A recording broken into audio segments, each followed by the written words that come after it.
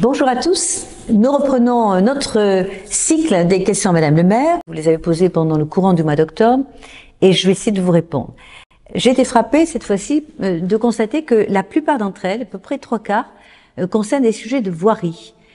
Et je considère que ce n'est pas tout à fait étonnant dans la mesure où, peut-être le savez-vous, nous avons une superficie d'une commune très étendue, 13 500 hectares, c'est plus grand que Paris intramuros, et par voie de conséquence, tout ce qui concerne ce qu'on appelle globalement la voirie, les routes, mais aussi les pistes cyclables, mais aussi les réseaux d'eau de tout à l'égout, tout cela, évidemment, est très onéreux, et en même temps, la ville se développe, elle se construit, et il est tout à fait logique que vous soyez en attente d'un service public de qualité. En ce qui concerne la voirie, je vais essayer de répondre par thème. La plupart d'entre vous m'interrogent sur le parking de la gare SNCF, le parking de la gare de Ville-Bourbon. Peut-être savez-vous ou ne savez-vous pas que ce parking avait été rénové par l'agglomération il y a de cela plusieurs années. C'est un parking qui appartient à la SNCF. Et dans le cadre de cette rénovation, nous avions eu un cofinancement de la région qui avait exigé que ce parking reste totalement gratuit. Le malheur, c'est que, bon, évidemment, qui dit gratuit, évidemment, on le comprend, hein, ça sert pas seulement aux usagers de la gare, mais aussi aux riverains qui, quelquefois, ils laissent leur véhicule toute la nuit. Nous avions une convention avec la SNCF qui s'est terminée l'année dernière, selon laquelle, en plus, non content d'avoir fait des travaux, il nous fallait payer 40 000 € de location par an à la SNCF, et nous avions aussi à notre charge l'entretien de ce parking. Nous avons donc expliqué à la SNCF qu'aujourd'hui, il lui appartenait de reprendre la gestion de cet ouvrage qui lui appartient. Et donc, s'il y a des problématiques d'entretien, s'il y a des problématiques de voitures ventouses, tout cela, vraiment, ne nous concerne hélas plus. C'est à la SNCF de mettre en place ce qu'elle souhaitait à un moment donné, de privatiser une partie de ce parking pour les usagers de la SNCF qui, tout très logiquement, quand ils vont prendre leur train, ont envie de trouver une place rapidement. Et puis peut-être, je crois qu'il était question pour eux de mettre une gestion privée pour le reste de l'espace et qui pourrait peut-être être à ce coup-ci à titre onéreux pour les riverains de ce quartier. Par contre, en ce qui concerne tout l'aménagement du stationnement de la voirie de ce quartier autour de la gare, il va de soi que nous allons y travailler assidûment. Dès lors que les derniers travaux seront terminés, vous avez vu une magnifique réalisation de Tarn-et-Garonne Habitat de Cœur-Bourbon. Et de l'autre côté de cette rue, nous avons, nous, l'obligation d'aménager l'ancienne Frischpult. Donc tant qu'il y a des gros travaux qui vont générer du trafic avec des ouvrages lourds, des engins lourds, de la démolition, il va de soi que nous n'allons pas refaire la voirie. Mais dès que tout ça sera terminé, nous allons refaire un plan global d'aménagement, non seulement la chaussée, mais également les trottoirs, et qui en ont vraiment besoin. Nous ne vous avons pas oublié, et croyez bien que ça fait partie de nos objectifs prioritaires. Mais pour l'instant, nous sommes vraiment dans l'attente de démarrage des travaux de démolition sur la Frischpult et de reconstruction, et ensuite nous reverrons tout cela ensemble avec vous. Vous avez posé aussi des questions sur le boulevard urbain, ce fameux boulevard baptisé d'Occitanie, dont l'objet est de contourner Montauban par l'ouest à partir du péage de l'autoroute au nord de la ville jusqu'à la future gare LGV, la nouvelle gare, qui sera au croisement de la future ligne à grande vitesse et des transports régionaux qui sont déjà en place entre Toulouse et Montauban. À ce carrefour, donc, c'est-à-dire pratiquement au nord d'Alba Sud et en limite avec Bressolles, sera donc l'implantation de cette gare. Autour de cette gare, il y a bien sûr de grands projets qui se dessinent. D'abord un véritable quartier, mais aussi le futur grand hôpital. Et donc nous sommes en réflexion vraiment avec le département, avec l'État, avec la région, pour réaménager tous les accès autour de cette future gare LGV et donc par voie de conséquence un morceau du boulevard urbain qui arrivera à cet endroit-là et qui repartira d'ailleurs vers le futur échangeur autoroutier de Montèche, parce que effectivement, certains d'entre vous le font remarquer, nous savons que l'échangeur actuel de Parage, qu'on appelle de Parage, mais en réalité celui de Bressolles, la sortie de l'autoroute actuelle, est totalement embolisée, saturée. aux heures aux heures de pointe, mais aussi le week-end, et ça devient dangereux. Et malheureusement, l'État, quand il a conçu cette autoroute avec Vinci, a mal aménagé, pas suffisamment prévu donc une sortie de la taille nécessaire aujourd'hui à la circulation, et ce qui explique que ces problématiques de bouchons, malheureusement, semble-t-il pour avoir plusieurs fois interrogé l'État sur ce sujet, il semblerait que l'État n'a pas assez de foncier, n'a pas assez d'espace pour pouvoir agrandir encore ce péage j'appelle de Bressol-Parage. Voilà pourquoi nous avons obtenu la création d'un nouvel échangeur autoroutier sur l'autoroute qui va vers Bordeaux, au niveau à peu près de la cour Saint-Pierre-Montèche, qui permettra vraiment d'avoir un accès beaucoup plus fluide et sécurisé sur la future gare, mais aussi sur tout le quartier d'Alba Sud, qui est vraiment, c'est vrai, aux heures de pointe, très impacté. Toujours dans la voirie en cours, mais ce sont des gros projets, parce que malheureusement, nous ne sommes pas les seuls à les porter. C'est encore Vinci, pour le coup, et ASF. Nous sommes en train de négocier avec l'État une sortie, en plus de l'échangeur de Montèche, une sortie sur la 4 voies. Vous savez, quand vous sortez du péage, vous avez 4 voies qui vous amènent au centre-ville. Cette 4 voies, elle dépend quand même de ASF.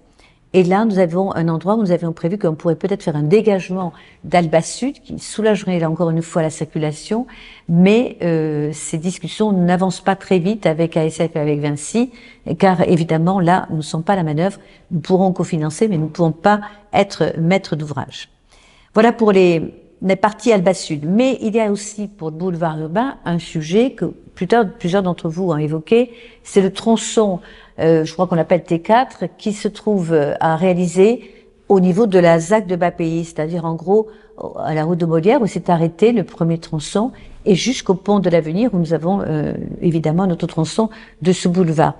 C'est à peu près 4 kilomètres qui sont en cours d'étude. Alors je me suis avancée, je l'ai dit lors d'une réunion de quartier, donc dans ce quartier de l'Hippodrome. Nous sommes en cours d'étude, tout est lancé et après restera le financement de ce tronçon où nous espérons cette fois-ci, parce que jusqu'à présent c'est la ville et l'agglomération de Grand Montauban qui ont porté la réalisation, les travaux seuls jusqu'à présent, et chaque tronçon est un gros investissement autour de 10 millions d'euros, donc c'est vous dire combien nous sommes en attente, on l'espère, d'un accord avec le département sur peut-être un principe de syndicat mixte qui nous permettrait de cofinancer ensemble toutes ces grosses voiries, parce que le département est concerné dans la mesure où ce boulevard, ce tronçon de boulevard ouest, rien que sur la partie avant le pont, dessert quand même pas moins de 7 routes départementales. Donc, il me semble que tout le monde est concerné, mais je ne doute pas qu'on arrivera à trouver un accord. Après, vous me posez des questions sur des voiries un peu spécifiques, hein. Donc, l'avenue de Toulouse, et quelqu'un me dit, oui, pourquoi on fait tant de travaux? Vous avez remarqué quand même que chaque fois qu'on supprime des feux dans un rond-point, et on l'a bien vu en bas de la Grande Rue Sapiac, avec le débouché de l'avenue de l'Abbaye et du pont que j'appelle de Sapiac, depuis qu'on a enlevé les feux, c'est beaucoup plus fluide. Comme on l'a fait à l'époque, vous savez, devant peut-être certains ne le savent pas, devant le pont Vieux, où là où il y a un rond-point, eh bien, il y avait des feux autrefois de chaque côté du pont. Depuis qu'on les a enlevés, on circule beaucoup mieux, pas en ce moment, je vous l'accorde, avec les travaux en cours. Donc, de la même manière, on a pensé faire pareil, enlever les feux du giratoire qu'on appelle de la route de Montèche, au croisement de la route de Toulouse et de Montèche. Ces travaux ont bien avancé et je crois pouvoir vous annoncer, j'en suis ravie, qu'ils sont allés plus vite que prévu, de sorte que, à la rentrée des vacances de Toussaint, eh bien, ce rond-point sera opérationnel. Nous sommes en train de faire les derniers revêtements de bitume dans 2 jours. Ça sera toute une nuit pour pas gêner la circulation. Dès ce week-end, la circulation sera ouverte sans alternat dès le vendredi soir jusqu'au dimanche soir, ce qui permettra d'aller plus vite. Et donc, tout cela sera opérationnel début novembre, je crois le 6 novembre, pour la rentrée des classes, ce que tout le monde attend avec impatience. Pour le pont Vieux, nous avons changé, vous l'avez vu, le sens de circulation, c'est-à-dire puisqu'on a toujours voulu garder quand même un sens entrant ou sortant en fonction des travaux. Donc c'est pour ça qu'on fait les travaux, ils sont peut-être un peu plus longs par tranche. Et nous avons décidé tout récemment, vendredi dernier, d'ouvrir le pont Vieux dans le sens sortant du centre-ville vers Villebourbon, parce qu'on s'aperçoit qu'effectivement, Il n'y avait qu'un exutoire au moment des moments où il y a des grosses tensions de bouchons, aux heures de pointe, et qu'on n'avait qu'un exutoire, c'était le pont de Sapiac. Donc, en prévision du Festival des Lanternes, mais tout simplement aussi pour éviter que vous soyez trop ennuyés par des bouchons, nous avons décidé de réouvrir dans le sens sortant le pont Vieux, et je crois que des gens voient des améliorations très notables. Bon, on essaie de faire au mieux, croyez-le bien. C'est comme me dit, pourquoi tant de travaux? Parce que la ville bouge, parce que nous sommes obligés de nous adapter, parce que vous-même vous demandez des travaux. J'en veux pour preuve toute une série de demandes sur notamment les secteurs, par exemple du chemin de la Salle, où on me dit qu'il y a 3 chicanes et que c'est pas terrible pour ralentir la vitesse. Pourtant, vous me dites qu'il vaudrait mieux des ralentisseurs. Je dois vous dire que j'étais un peu sceptique sur les chicanes, notamment quand on les a installées sur la route du Faux ou sur le secteur de la rue Lissanchou. Je m'aperçois quand même que ça ralentit bien la vitesse. C'est vrai que quand il y a un peu de circulation, ça vous met à l'arrêt quelquefois, mais en tous les cas, c'est beaucoup plus efficace que les ralentisseurs, où il y a des petits malins qui savent les éviter, qui n'ont pas peur, qui vont, si on les met pas assez haut, qui vont très vite quand même. Dans la vitesse, véritablement, c'est un sujet qui nous préoccupe autant que vous. Et malheureusement, vous le comprenez bien, on ne peut pas mettre des radars partout, on ne peut pas mettre des policiers partout. C'est un problème de civisme. Il faut savoir qu'en zone agglomérée, on ne doit pas dépasser 50 km/h, et c'est souvent malheureusement le cas. Et en zone plus centre-ville, plus urbanisée, c'est 30 km/h. Et il y a même des zones qu'on appelle de rencontres, par exemple les allées Mortagne-Empereur, qui sont, on ne doit pas rouler à plus de 20 km/h, parce que normalement, le piéton doit être roi. On en est loin. On en est loin, pas parce que nous avons fait de mauvais aménagements, c'est que tout simplement, il y a un manque de civisme, un manque de responsabilité. Et là, je fais appel à tous les automobilistes, à tous les conducteurs. On a voulu laisser quelques voiries pour permettre aux personnes à mobilité réduite, aux personnes âgées, de pouvoir aller à la pharmacie, en centre-ville, à certains commerces, autrement qu'à pied, parce qu'elles peuvent pas très bien se déplacer. Mais la contrepartie, c'est qu'il faut que les chauffeurs soient raisonnables. Voilà, donc je fais appel au civisme. Dans le même esprit, d'ailleurs, on m'a interrogé sur les trottinettes. Il faut savoir, je le redis, et nous allons être obligés de verbaliser, c'est que dans toutes les rues piétonnes, leur nom veut bien dire quelque chose. Si elles sont piétonnes, elles sont dédiées aux piétons. Par voie de conséquence, sachez que et les vélos et les trottinettes sont interdits, à moins de les tenir à la main et de circuler avec, mais pas dessus. Et là, je suis obligée de vous dire là aussi qu'il faut être raisonnable. Il y a des pistes cyclables, il y a des voiries pour les voitures et il y a des rues piétonnes. Chacun doit trouver son espace aménagé et sécure. Et ça aussi, c'est encore une fois un problème de civisme. Nous allons être obligés de verbaliser, nous commençons à le faire. Nous serons peut-être même obligés, peut-être quelquefois, de préempter des motos, par exemple des mobylettes, si elles ne respectaient pas ces règles essentielles de vie ensemble. Voilà, tout simplement. Il y a une question sur le trottoir Faubourg du Moustet. Vous savez que c'est un faubourg très beau, qui est bordé d'hôtels particuliers magnifiques, et qui, de fait, a, le long de ces hôtels particuliers, un trottoir en calade.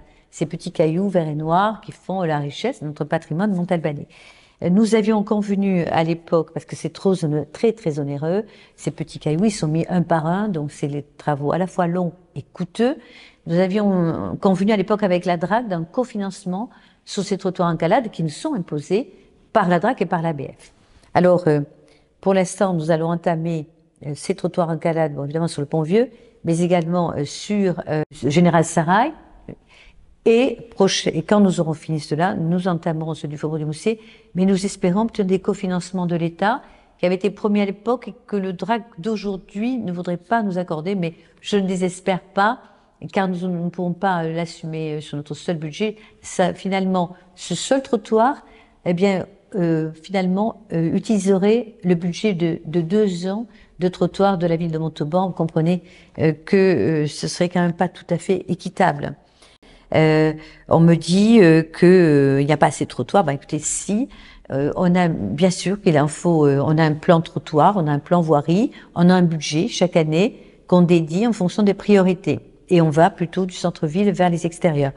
En ce moment, on a fait un gros effort. Vous l'avez peut-être remarqué, route de l'Aveyron, pour créer sur des chemins, qui sont des routes d'ailleurs, des véritables routes, souvent départementales, des sont pas des pistes vraiment cyclables, c'est des pistes à mobilité douce où vous pouvez être aussi bien à pied qu'en vélo. Donc, en busant des fossés, on est obligé de garder les fossés aussi, car on veut éviter évidemment les problèmes d'inondation quand il y a des fortes pluies. Mais tout le long de la route de l'Aveyron, ça nous coûte assez cher. Depuis le pont de SNCF jusqu'à Falguières, nous sommes en train de finaliser un cheminement qui fait plusieurs kilomètres pour faire en sorte que tout le long du côté droit, quand on part de Montauban vers Falguières, eh bien, on a la possibilité maintenant d'avoir un espace assez large pour marcher, pour rouler un vélo, à l'abri des voitures et sans danger. Ça, je l'ai souhaité, non seulement pour les écoles, comme on me l'a dit, puisque dans notre schéma cyclable, nous mettons plus d'1 million d'euros par an dans ce schéma qu'on a signé à l'époque avec l'État. La priorité pour nous, c'était de permettre l'accès aux écoles à pied ou en vélo. Alors, on a 36 écoles aujourd'hui sur Montauban. C'est un travail de longue haleine, mais sachez qu'il est en cours et qu'on le continue dans le cadre d'un schéma qui est examiné tous les ans en fonction aussi de notre budget. Je voudrais rappeler à ce sujet, quand quelqu'un me dit il faudrait, par exemple, mettre tout à l'égout à Saint-Martial. Je suis désolée, ça n'est pas possible. Nous sommes à plus de 8 kilomètres. C'est comme le faux. Vous comprenez bien que des tuyaux sous cette longueur avec des postes de relevage, puisqu'on a des déclivités très accentuées dans les deux quartiers, ça coûterait un prix gigantesque. Plus d'1 million d'euros, même peut-être davantage, on l'a même pas chiffré tellement ce chiffre nous ferait peur. Donc, je préfère vous dire que n'attendez pas cela pour très bientôt. Je préfère être honnête avec vous. Nous avons suffisamment d'ailleurs de budget, pas assez suffisamment par rapport aux casses qu'on a eues sur nos vieilles canalisations, notamment sur la Mandou, notamment dessous des berges du côté du cours Foucault. Il y a une grosse canalisation qui passe sous le Tarn et qui rejoint la station d'épuration du Verdier, qui est fracturée, qu'on est obligé de réparer. Et là, là aussi, c'est des coûts phénoménaux.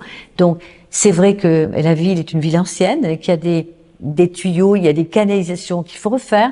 Et donc, on préfère prioriser, vous le comprendrez bien, que tout l'état de cette canalisation, comme on avait refait à l'époque la rue Loncladel, qu'on avait fait la descente sur la grande rue de Ville Nouvelle pour arriver jusqu'au rond-point des Tontons Flagueurs. Et bien là, on a une grosse canalisation à faire aussi, à refaire pour le séparatif entre le pluvial et le tout à l'égout, entre ce rond-point que j'appelle Tontons Flagueurs jusqu'au Tarn. Tout cela, c'est normal qu'on le réalise, ça n'avait pas été fait à l'époque. À l'époque, on ne faisait pas ces séparatifs, le pluvial, on s'en occupait pas. Or, aujourd'hui, le réseau pluvial est très important par rapport, vous l'avez vu, à ce changement de climat qui fait qu'à la fois on a une grosse sécheresse par moment et à un certain moment on a des pluies torrentielles qui nous obligent à pouvoir avaler donc toute cette eau qui arrive du ciel de façon à ne pas inonder vos maisons et vos quartiers. Voilà, c'est des choses que vous ne voyez pas, qui coûtent très cher, qui sont souvent sous la terre, mais qui font partie d'un budget que nous devons aussi assumer. On me parle donc des écluses aussi, vous voyez, pour le chemin de Bas-Pays. On va y réfléchir pour ralentir, bien sûr, ce chemin qui est long. Vous avez raison, ce chemin de Bas-Pays de 1,5 km, avec des accès maisons tout le long tout le long. Il n'y a pas de trottoir. C'est vrai que le secteur de Bas-Pays est un secteur en plein développement où, comme je l'ai dit par exemple pour la route de l'Aveyron, nous avons conscience qu'au regard de la densité des constructions qui se sont réalisées, nous devons évidemment améliorer certaines voiries qui étaient des chemins ruraux à l'époque. Alors, on le fait petit à petit. On a fait le chemin de Saint-Pierre il y a longtemps, on a fait d'autres chemins, on appelle toujours ça des chemins d'ailleurs. Nous sommes en cours de réalisation d'autres chemins qui vont d'ailleurs déboucher ou pas sur le tronçon de boulevard urbain. C'est l'occasion de repenser le maillage de ce quartier de Bas-Pays par rapport à la voirie, de façon à ce qu'il soit cohérent, qui vous permette à la fois de circuler plus rapidement, éviter la circulation de transit, de trafic, des voitures qui n'ont rien à faire dans ce quartier, et apaiser la circulation pour ceux qui y habitent. C'est un travail de longue haleine. Nous y sommes dans les études aujourd'hui, qui sont bien engagées, et nous allons d'ailleurs rencontrer les habitants, les riverains, chemin par chemin, pour les interroger sur leurs attentes dans ce domaine. Donc ces réunions démarrent là dès le mois prochain, donc je donne rendez-vous d'ores et déjà à ces riverains. De la même manière, je crois que c'est Albert qui m'interroge en me disant, on paie une taxe, on a payé une taxe sur l'aménagement de bas pays et on voit rien venir. Bon, je suis pas tout à fait d'accord. On a fait quand même beaucoup de voiries pour aménager ce quartier, mais nous ne faisons pas que ça, puisque nous avons prévu et nous avons déjà fait les études, nous allons démarrer un cheminement doux, donc des voiries, on va dire vertes, pour uniquement les piétons et les cycles qui traverseront cette voirie, cette ZAC, ce quartier, pour permettre à tous ceux qui veulent marcher à pied ou à vélo de pouvoir parcourir sans crainte avec des aménagements de jeux d'enfants d'ailleurs en même temps. Alors il y a toujours l'histoire de limitation de vitesse, je suis d'accord. Vous me posez la question de la sortie quand vous êtes sur la route d'Albi du quartier de Beau-Soleil-Bas et du Carrera. Et vous me dites à quand une limitation de vitesse à 50 km/h sur cette départementale 999. C'est une départementale. Et c'est un endroit, effectivement, qui est très urbanisé. Et malheureusement, nous ne sommes pas maîtres des aménagements sur une route départementale. À l'époque, il y a cela une dizaine d'années, j'avais souhaité faire un aménagement pour les piétons qui sortaient des quartiers de Beau-Soleil-Bas. Ces aménagements ont été détruits par le département au motif que nous n'avions pas obtenu l'autorisation nécessaire. Bon, je ne désespère pas que le département aménage effectivement cette sortie de ce quartier parce que c'est nécessaire et ça permettra aussi de ralentir la circulation. On me dit en quelques questions sur le stationnement, sur les parkings. Bon, quelqu'un me dit qu'il n'y a pas assez de stationnement gratuit. Je suis pas tout à fait d'accord. En centre-ville, vous avez déjà environ 800 places gratuites à 5 minutes de la place nationale. Il suffit de marcher un petit peu. Et vous avez donc toutes les berges, une partie des berges du Tarn. Je vais vous parler du jardin des plantes parce qu'évidemment c'est un sujet d'actualité.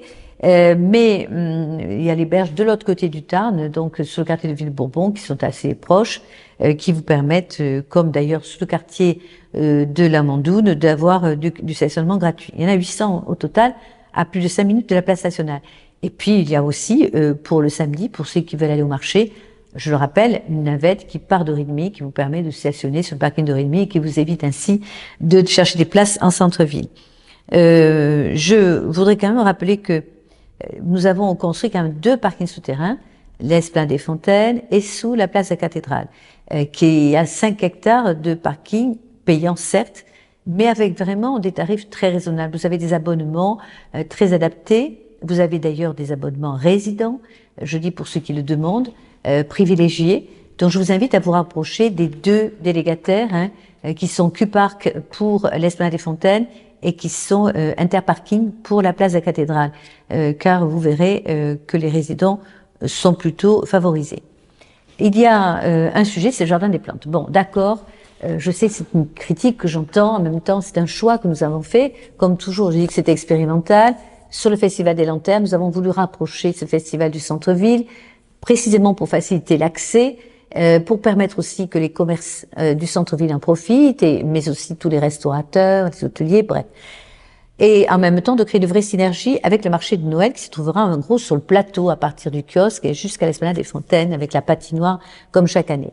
Tout ça va vous être expliqué très prochainement avec des réunions que nous allons organiser avec les commerçants du centre-ville. En ce qui concerne le Festival des Lanternes, donc, le choix a été fait cette année de le mettre au Jardin des Plantes, et je sais malheureusement, de fait, eh bien, nous supprimons un parking gratuit d'environ 227 places. Nous ne sommes pas restés les bras croisés par rapport à cette gêne que, évidemment, nous connaissons. Donc, en ce moment, et je remercie vraiment le service, donc, de l'événementiel, des rencontres ont lieu avec tous les riverains, qui est le Faubourg du Moustier, le Sapiac, tous ceux qui sont riverains autour de ce jardin des plantes, pour leur trouver des parkings de substitution de résidents. Donc, en gros, ils vont le connaître très rapidement. Ils auront un badge résident et nous avons ainsi trouvé, je les félicite, 330 places pour compenser ces 227 places du jardin des plantes. Donc, il y a notamment des parkings de la mairie qu'on mettra à disposition, des parkings du conseil départemental qui seront à disposition de 18h à 8h du matin. Ça, c'est pour ceux qui viennent se garer que le soir et qui partent travailler dans la journée. Et puis ensuite, d'autres petites poches de parking qui vont faire l'objet d'une carte, évidemment, avec un plan pour tous ceux qui en ont besoin. Donc, Nous sommes attentifs, bien sûr. Il y a aussi, bien sûr, du parking à proximité, pas très loin, sur toute la zone donc du quartier de Sapiac, avec donc l'avenue de l'Abbaye, le long de l'avenue de l'Abbaye. Il y a également un peu plus loin, sous la rue du Pasteur Louis Lafont, des parkings aménagés déjà devant le stade du Solou, devant le stade du Racing. Et nous allons mettre en place une navette gratuite comme nous l'avions fait à l'époque des travaux du parking de la cathédrale. J'espère qu'elle aura plus de succès que la précédente. Voilà, donc sur les PMR, une question toujours sur le stationnement, on me dit qu'il n'y a pas assez de stationnement pour les handicapés. Il y a dans le centre-ville 30 places PMR, dont vous savez qu'elles sont gratuites sur l'ensemble du vent du cœur de ville. Bon, je pense que tout le monde peut quand même peut en profiter. Et donc, en tout cas, tous ceux qui sont titulaires de la carte handicap. Il y a Saint-Théodard, oui, on me demande, les parents des élèves de l'école Saint-Théodard, qui me disent que c'est un enfer pour eux pour se garer. Bon, c'est vrai qu'il y a des gros travaux dans l'hôtel qui est juste à côté, l'abbaye des Capucins, qui a doublé son volume. Ces travaux ont bien avancé et je me réjouis qu'enfin la circulation soit à peu près rétablie sur ce quai de Verdun. C'est vrai que je le redoutais un peu, que ces travaux impactent trop la circulation. Bon, ça s'est plutôt bien déroulé. Et j'espère que donc les parents vont retrouver un accès relativement normal. Par contre, l'idée de mettre un parking à l'intérieur de Courfoucault, je suis désolée, les parcs et jardins ne le souhaitent pas parce que je sais très bien comment ça va se passer, mais surtout, c'est quand même dommage, on a un beau poumon vert là, de l'endommager et d'en faire un parking à ciel ouvert. Donc, pour l'instant, ce n'est pas à l'ordre du jour. Je le regrette pour Chloé qui m'a interrogée à ce sujet. Thibault m'interroge sur le planning des travaux des boulevards Blaise Doumer. C'est vrai que maintenant qu'on a fait un magnifique grand rond de la Libération, on voit bien qu'on a tout ce tronçon entre ce rond et celui du boulevard Bergouze à rénover. Donc oui, nous travaillons actuellement pour faire une étude en profil avec un aménagement, vous verrez, qui sera beaucoup plus paysager, avec du stationnement mieux organisé et une réduction de l'espace dédié à la voirie. Tout ça est en cours, c'est un énorme chantier là aussi. Je ne peux pas encore vous donner de calendrier sur les travaux parce que je ne pense pas que ça puisse être réalisé au moins dans l'année qui vient. Certains m'interrogent sur le chemin de Pollet en gros le quartier de Pouty, chemin de Pollet et donc et le boulevard, la rue Gaston Bonnemort, en me disant qu'il y a des poids lourds qui passent, une grosse circulation. Je pense que c'est d'abord dû au problème de la réalisation du rond-point dont je parlais tout à l'heure entre la route de Montèche et l'avenue de Toulouse. Et donc, il y a des déviations qui ont été mises en place pendant la durée des travaux. Et de fait, ça impacte lourdement ce quartier. Donc, comme je l'ai dit, ça va se terminer très bientôt. Donc, dès la rentrée scolaire de Toussaint. Et donc, je pense que vous verrez là une amélioration notable. Mais surtout, vous avez raison. Là, les poids lourds n'ont rien à faire dans cette zone. Les plus de 3,5 tonnes, c'est interdit. Donc, je vais demander à la police municipale d'être plus vigilante pour verbaliser ces derniers. Enfin, il y a quand même quelqu'un qui me fait des compliments. Alors, je voudrais quand même le dire, c'est gentil. Merci Isabelle de nous rappeler.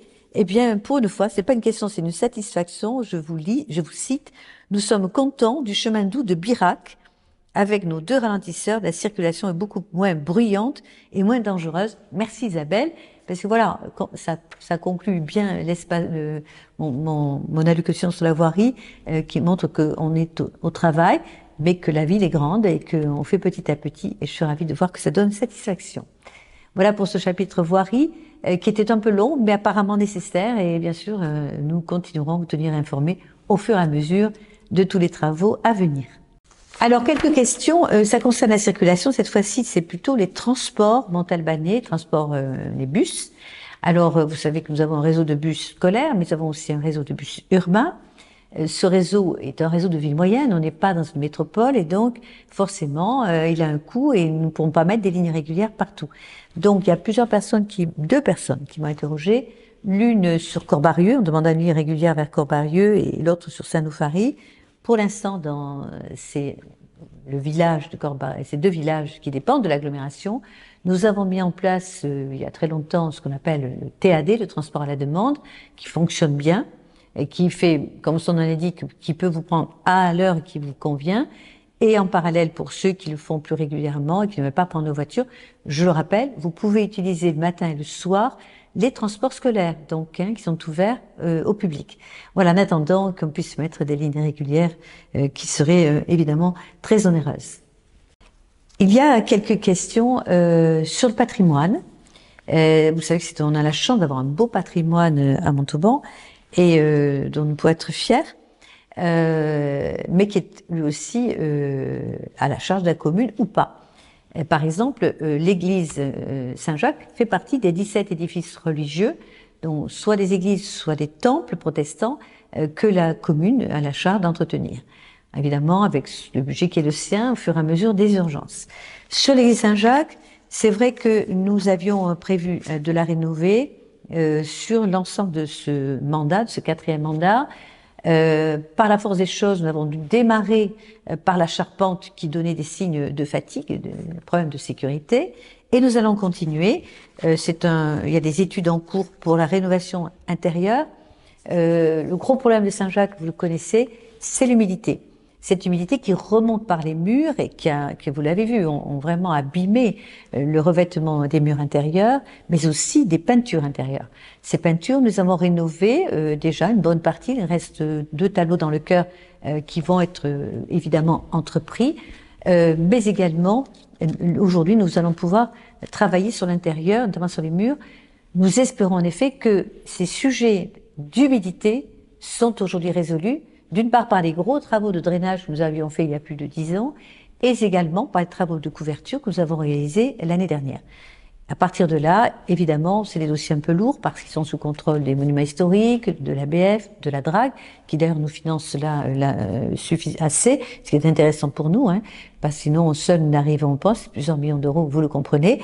Donc sachez que ça, c'est en cours d'études et ce sera réalisé, je l'espère, d'ici la fin du mandat. Sur la cathédrale, c'est une autre paire de manches parce que la cathédrale est un bâtiment qui dépend de l'État. Alors vous savez qu'il y a un contentieux en cours qui a d'abord entraîné la fermeture de cet édifice en 2020, qui est aujourd'hui toujours fermé. Je me suis permis de réinterroger le ministre de la Culture pour savoir quand est-ce que ces bâtiments pourraient réouvrir, puisque tout le monde s'accorde à reconnaître que aujourd'hui l'ouvrage est stabilisé. Il y a discordance entre l'analyse de l'expert judiciaire et ce que pensent les réalisateurs du parking. Cela n'est pas tranché puisqu'on n'a toujours pas d'audience encore devant le tribunal administratif pour statuer sur les éventuelles responsabilités dans cette construction. Et il semblerait que de son côté l'État ne soit pas satisfait de ce rapport judiciaire puisqu'il a, semble-t-il, puisque je l'ai appris dans la presse, et je regrette un peu l'opacité sur ce dossier, nous aimerions quand même être associés, il semblerait qu'ils aient confié donc à la DRAC nationale le soin d'étudier de nouveaux travaux de réfection ou pas de cet édifice qui, quand même, et je voudrais quand même le rappeler, était déjà bien endommagé avant les travaux. C'est très intéressant de lire un rapport qui a été fait par dont des spécialistes de bâtiments donc religieux et donc patrimoniaux nationaux. C'est une construction qui a été faite un peu à la hâte à l'époque, à l'époque de Louis XIV, qui a eu beaucoup de déboires, qui a eu plusieurs effondrements, des chutes de pierre au travers de ce siècle, et qui était déjà affecté de profondes fissures avant le démarrage des travaux du parking. Nous les avions constatés d'ailleurs. Alors, il semblerait que tout cela ne soit pas tranché, que, en tout cas, l'État a décidé de relancer une autre expertise. J'ai lu dans la dépêche l'autre jour qu'ils annonçaient des travaux pas avant 2026 ou de réouverture pas avant 2026. Je trouve ça très inquiétant, très dommageable, et j'espère que l'État va nous donner des informations un peu plus précises, car je l'ai interrogé jusqu'à présent en vain. Enfin, j'ai une question que je trouve un petit peu curieuse. C'est même pas une question, c'est un reproche. On me met, comment avez-vous pu, et c'est Nadine qui me dit ça, comment avez-vous pu avoir des autorisations pour défigurer la place nationale? Alors là, chère Nadine, Je ne partage pas votre avis et je crois que vous êtes assez isolé dans votre réflexion. Et forcément, on fait jamais 100% de content. Mais je crois qu'aujourd'hui, s'il y a bien un monument, un aménagement qui a été plébiscité, non seulement par les Montalbanais, mais par l'ensemble des habitants de la région Occitanie, puisque vous savez qu'on a été classé premier bâtiment remarquable de la région Occitanie dans un classement organisé par Stéphane Berg. Eh bien, je crois que c'est pour moi un vrai succès, j'en suis ravie. Je suis heureuse de voir que cet espace a été complètement adopté, envahi, qui sert un peu de pataugeoire municipal l'été pour les enfants. Je suis heureuse de la voir vivre ainsi, cette place. Je vois qu'elle est devenue aussi un lieu prisé pour la télévision, pour des films, pour des spots de télévision étrangère. On a même eu des spots qui venaient de télévision d'Inde. Bon, on est heureux de voir qu'elle est appréciée au-delà de nos frontières. Donc, désolé Nadine, nous partageons pas votre avis et je suis très heureuse de pouvoir m'en féliciter avec l'ensemble des Montalbanais.